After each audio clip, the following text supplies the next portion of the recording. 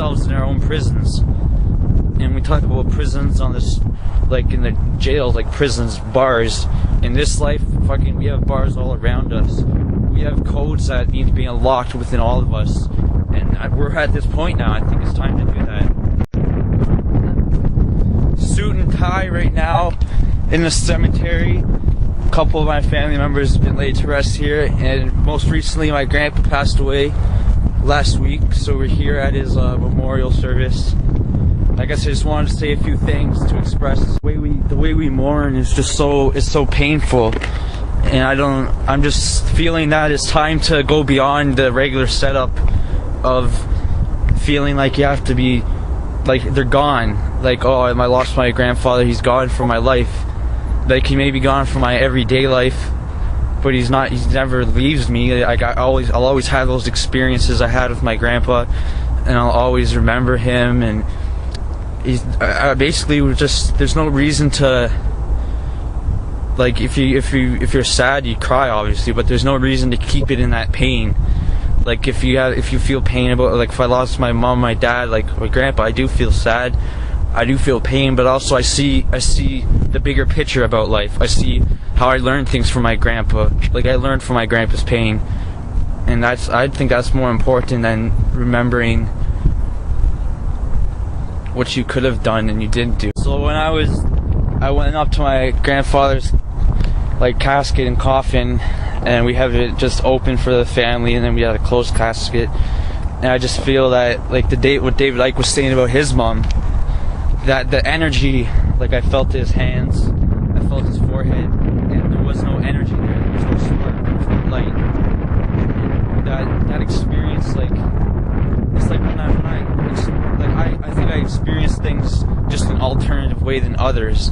Like, I took this opportunity to gain some insight for myself and to explore, like, the feeling of walking into, like, the cemetery and going into the service room.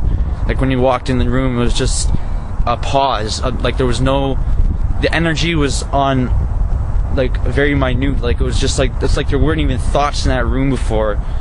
And maybe that's because everybody's focused on the same thing when they walk in that room. But you just feel like it's like a heaviness and a lightness at the same time. And that's what, I don't know, it's like all these people, like, have died and have passed away, and a lot of people are sad, family members crying, this, that, but at the same time, 2010, I think we're at a point where it's time to move beyond the template, if you will, of the way we need to deal with things. And it's time to find within ourselves just happiness all around. We shouldn't feel something we don't have to feel. And I think with information coming out about ourselves and the universe and the processes of life, I think we'll be able to breathe in the future generations and almost lay back, take a step back and understand, you know, life's a process. Like how many people realize their bodies are vehicles to experience this world, this reality. And there's a light in us, there's an energy that we are. There's energy everywhere. Everything is conscious, everything is living, everything is being. And when that energy leaves, what gets left behind? That's the shell of your body.